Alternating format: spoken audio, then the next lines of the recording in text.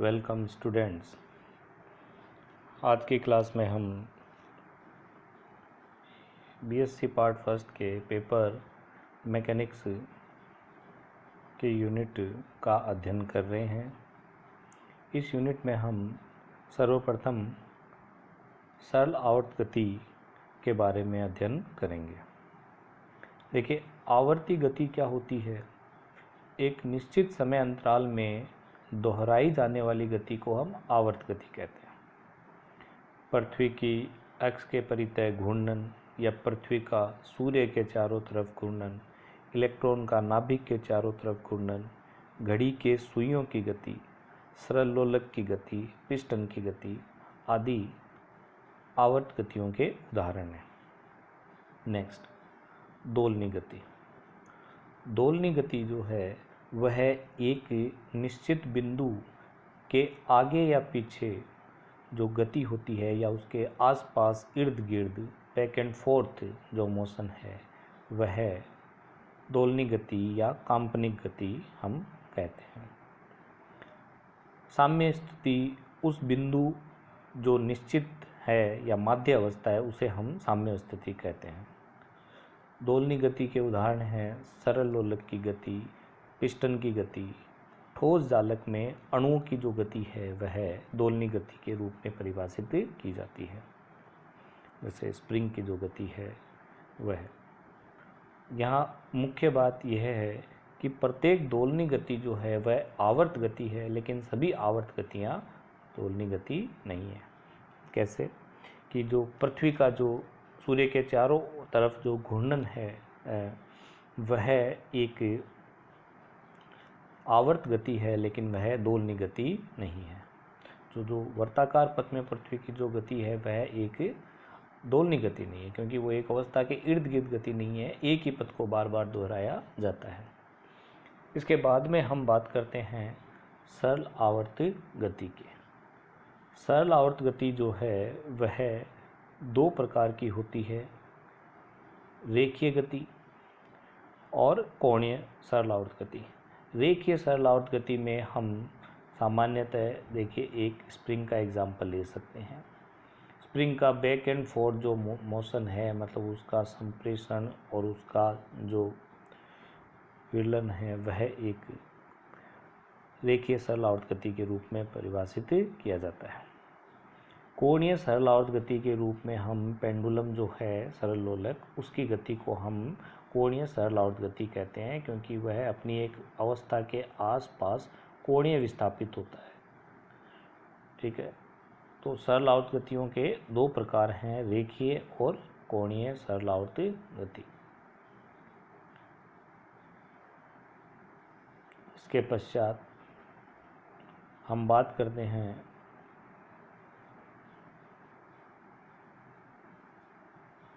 स्वैच्छिक विभव कूप में दोलनी गति। देखिए, एक हम विभव कूप का चयन करेंगे। विभव कूप का अभिप्राय यह है कि कण पर उस एक सीमित क्षेत्र में कोई बल लगेगा और उस बल को हम स्थितिज ऊर्जा के साथ में इस प्रकार डिफाइन करते हैं कि F is equal to minus of delta U। यहाँ डेल्टा जो है वह एक प्रवणता संकारक है। तो प्रवणता संकारक हम जानते हैं कि इसी अदिश राशि को क्या करता है, सदिश राशि के रूप में परिवर्तित कर देता है। तो डेल्टा को हम I cap del upon del x, J cap del upon del y plus K cap del upon del z के रूप में निरूपित करते हैं। और स्थिति जो ऊर्जा होती है वह एक स्थिति का फलन होती है। It's mean u is a function of position vector r और u is a function of x, y and z। तो अगर हम इस स्थिति ऊर्जा फंक्शन से अगर हम x अक्ष पर कण पे बल ज्ञात करना चाहें तो वो F X is equal to defined as del u minus of del u by del x। इसी प्रकार y वेक्टर अगर बल का हम बताना चाहें तो वो हम ज्ञात कर सकते हैं। नेक्स्ट देखिए, यहाँ हम एक स्थिति ऊर्जा स्थिति का एक आवर्ती फलन के रूप में हम स्थितिज ऊर्जा को निरूपित कर रहे हैं, जिसमें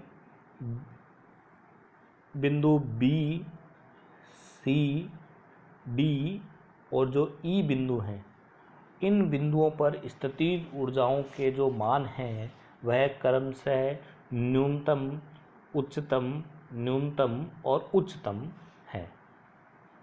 तो जहाँ स्थितिज ऊर्जाओं के मान न्यूनतम और उच्चतम है, वहाँ उस स्थितिज ऊर्जा का जो अवकलज होगा, that mean del U by del X, वो क्या होगा, शून्य होगा। ठीक है।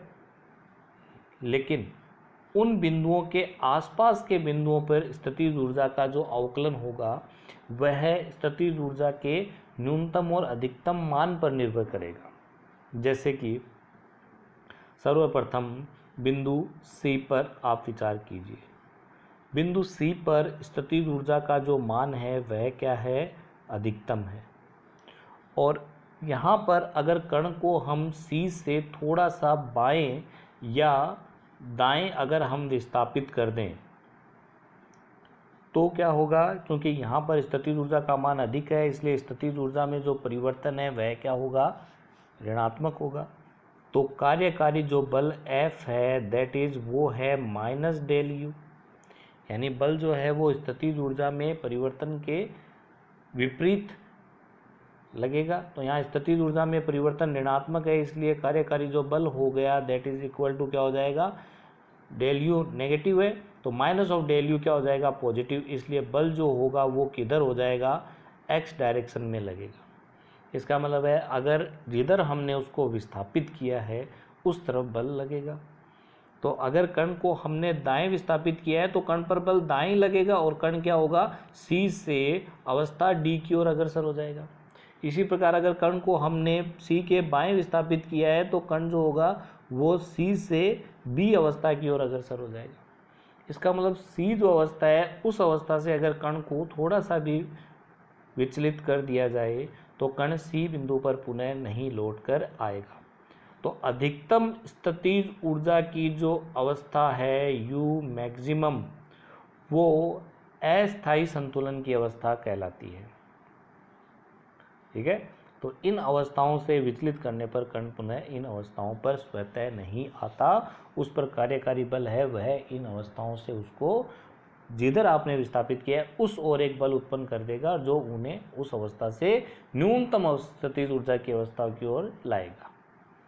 इसके विपरीत अगर हम यहाँ पर न्यूनतम स्थितिज ऊर्जा की अवस्था B को कंसीडर करें और इस अवस्था B से अगर हम कण को थोड़ा सा भी दाईं ओर विस्थापित करें तो देखिए, चूँकि U पर B x बराबर x0 जो स्थिति है, जो बिंदु B है, तो यहाँ पर स्थितिज ऊर्जा का मान क्या है, न्यूनतम है। इसलिए यहाँ इसके दाईं तरफ B डैश पॉइंट जो है, B डैश पॉइंट पर स्थितिज ऊर्जा का मान क्या होता है, बढ़ता है। तो स्थितिज ऊर्जा का मान इस पॉइंट पे बढ़ता है तो यहाँ डेल्टा U जो होगा दैट इज क्या होगा, B डैश पर स्थितिज ऊर्जा माइनस B पर स्थितिज ऊर्जा, तो डेल्टा U जो होगा वो क्या होगा, पॉजिटिव होगा। तो कार्यकारी जो बल है वो क्या है, that is minus of delta U। तो कार्यकारी जो बल होगा वो क्या होगा, नेगेटिव डायरेक्शन में। इसका मतलब आपने कण को दाईं तरफ विस्थापित किया है तो कण पर जो बल लगेगा वो किधर लगेगा, बाईं तरफ, यानी कि वो कण को पुनः है B स्थिति की तरफ लाने की कोशिश करेगा। इसी प्रकार अगर हम B से कण को B डैश स्थिति की ओर विस्थापित कर दें तो इस अवस्था में पुनः हम देखते हैं कि कण अधिक स्थितिज ऊर्जा वाली अवस्था की ओर पहुंचता है। तो स्थितिज ऊर्जा में परिवर्तन डेल्टा U क्या हो गया, धनात्मक। तो यहाँ F जो होगा वो उस विस्थापन के क्या हो जाएगा, विपरीत। तो इसका मतलब अब जो बल लगेगा वो किधर लगेगा, दाईं तरफ। तो पुनः इसी बिंदु पर कण जो होगा वह उसको न्यूनतम स्थितिज ऊर्जा B की तरफ लाने का प्रयास करेगा। इसका मतलब ये हो गया कि यहाँ पर जो कार्यकारी बल है वह कण को उसकी साम्य अवस्था यानी B स्थिति पर लाने का प्रयास करता है। तो यह बल प्रत्यानयन बल कहलाता है, रिस्टोरिंग फोर्स कहलाता है। तो ये रिस्टोरिंग फोर्स जो है ये कण को सरल आवर्त गति करवाता है। विस्थापित अगर हम कण को माध्यावस्था से कर दें तो वो रिस्टोरिंग फोर्स कण को पुनः उस माध्यावस्था पे लाने का प्रयास करता है। तो इस प्रकार जैसे एक सरल लोलक है तो वह उसको हम माध्य स्थिति से विस्थापित कर देंगे तो वह पुनः अपनी माध्यावस्था में आने का प्रयास करेगा। और चूंकि माध्यावस्था में जब वो पहुंचेगा वहाँ उसकी गतिज ऊर्जा क्या होगी, अधिक हो जाएगी, इसलिए वह आगे बढ़ेगा। पुनः जब वो कुछ ऊंचाई पर पहुंचेगा वहाँ उसकी गतिज ऊर्जा शून्य हो जाएगी और अब उसके पास में क्या हो जाएगी, स्थितिज ऊर्जा हो जाएगी। तो अब वापस वह न्यूनतम वाली अवस्था की ओर जाएगा। तो इस तरह से वह बैक एंड फोर्थ क्या करता रहता है, सरल आवर्त गति करता रहता है। तो B और D जो बिंदु हैं वह न्यूनतम स्थितिज ऊर्जा वाले बिंदु हैं और वह स्थायी संतुलन की अवस्थाओं को निरूपित करते हैं। अगर कण B पर है तो वो हमेशा वहीं रहेगा। तो ये बात हो गई स्थितिज ऊर्जा के द्वारा कण की सरल आवर्त गति और उस पर कार्यकारी प्रत्यानयन बल की। तो ये इस प्रकार इस घटना को हमने समझा।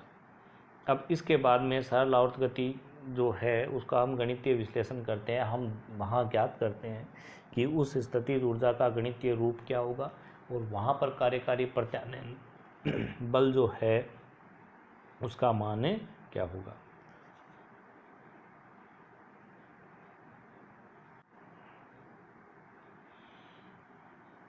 यदि न्यूनतम स्थितिज ऊर्जा वाले बिंदु B पर कण की स्थितिज ऊर्जा को हम ux कहें तो B साम्यावस्था में अगर हम कुछ भी परिवर्तन करें तो उस परिवर्तन को हम टेलर श्रेणी से विस्थापित करके लिख सकते हैं।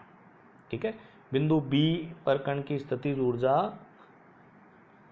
अगर मान लीजिए ux0 है, ये x नोट कहेंगे इसको, तो अगर मान लो उसके पास के किसी बिंदु पर यानी x से हमने थोड़ा सा विस्थापित कर दिया x0 से उस कण को, तो वहाँ पर स्थितिज ऊर्जा को हम टेलर सीरीज से इस प्रकार लिख सकते हैं, means ux is equal to ux0, यानी हम बात कर रहे हैं B पॉइंट के थोड़ा सा बाएं या थोड़ा सा दाएं, थोड़ा सा अगर हमने उसको विस्थापित किया, दैट मीन B पॉइंट पर B स्थिति को हमने किससे निरूपित किया था, x नोट से। तो B स्थिति के थोड़ा सा आगे अगर हम कोई पॉइंट लें तो वो हो गया x। तो x माइनस एक्स नोट हमने विस्थापन कर दिया।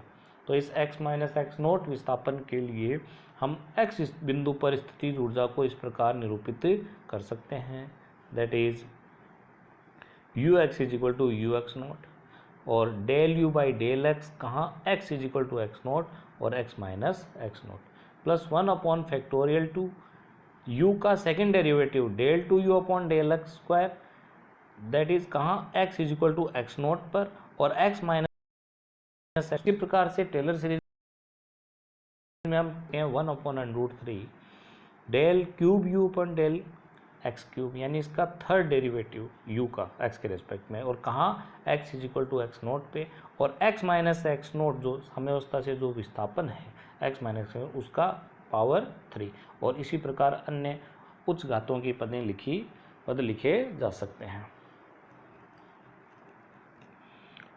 क्योंकि बिंदु B जो है यानी x बराबर एक्स नोट वह स्थायी संतुलन की अवस्था है। तो स्थायी संतुलन की अवस्था पर हम जानते हैं कि u का जो डेरिवेटिव है del u by del X वो क्या होगा, न्यूनतम और अधिकतम स्थितिज ऊर्जाओं की अवस्थाओं पे उसका जो डेरिवेटिव होता है वो क्या होता है, शून्य, मैक्सिमा और मिनिमा पर।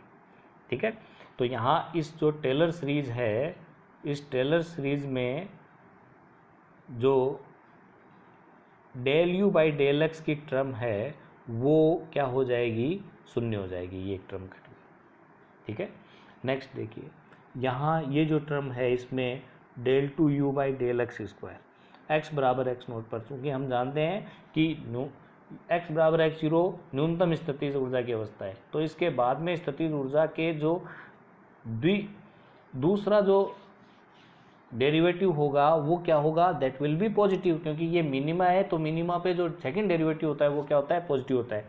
तो यहाँ से del two U by del x square at point X is equal to X zero, ये एक कांस्टेंट मान के से निरूपित किया जा सकता है। और इसी प्रकार तीसरा जो डेरिवेटिव है इसको हम एक कांस्टेंट k1 से निरूपित कर देंगे, क्योंकि x माइनस एक्स नोट बहुत अल्प है। तो इसी प्रकार जो उच्च घातों के जो पद होंगे उन सबको हम क्या मानेंगे, नेग्लिजिबल मान लेंगे।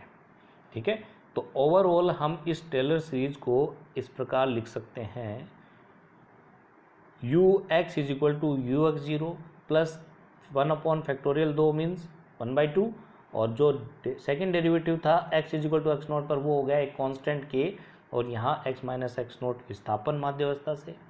देन 1/फैक्टोरियल 3 मीन्स 1/6, और थर्ड डेरिवेटिव है वो k1 और x माइनस एक्स नोट का क्यूब। ठीक है, तो यहाँ ये जो x माइनस ये इसका स्क्वायर है, इसका स्क्वायर। देन क्योंकि हम जानते हैं कि बहुत अल्प विस्थापन के लिए हम x माइनस एक्स नोट का जो क्यूब है या जो आदि पद है उन सबको क्या कर सकते हैं, नगण्य कर सकते हैं। और देखिए दूसरा, x बराबर एक्स नोट पर न्यूनतम स्थितिज ऊर्जा वाले पद को हमने मान लिया 0। तो यहाँ पर x स्थिति पर स्थितिज ऊर्जा क्या रहेगी, 1/2k और विस्थापन का स्क्वायर। ठीक है, ये स्क्वायर है यहाँ पे। तो हमारे पास में स्थितिज ऊर्जा जो है वो आ गई U x is equal to 1/2k विस्थापन का स्क्वायर। अगर जनरली हम x0 को कहाँ मान लें, 0 पर मान लें, तो यहाँ पर U x is equal to क्या लिखा जा सकता है, 1/2kx स्क्वायर। तो ये स्थितिज ऊर्जा का पद आ गया अपने पास में 12kx स्क्वायर। नॉर्मली ये हम इससे परिचित हैं, किसी स्प्रिंग के लिए अगर उसकी स्थितिज ऊर्जा ज्ञात करते हैं तो हमें पता है वो 12kx स्क्वायर से निरूपित की जाती है। अब चूंकि कार्यकारी बल अगर हम देखना चाहें तो that is equal to minus del U by del X, क्योंकि हम एक विमीय गति की बात कर रहे हैं। तो 12kx स्क्वायर का जब ऋणात्मक डेरिवेटिव लेंगे तो वो वैल्यू अपने पास में आ जाएगी माइनस का kx। तो देखिए ये वहाँ कार्यकारी प्रत्यानयन बल आ गया F is equal to minus kx। तो इस प्रकार हम एक विभव कूप में कण की गति को न्यूनतम उसकी स्थितिज ऊर्जा वाले पॉइंट पर वहाँ पर हम उसकी सरल आवर्त गति को बता सकते हैं। अगर देखिए इसी में अगर x माइनस एक्स जीरो के उच्च घातों के पद हम नगण्य न करते तो यह सरल आवर्त गति न होकर अप्रसमवादी हो जाती, और ऐसे दोलक को हम क्या कहते हैं, अप्रसमवादी दोलक कहते हैं।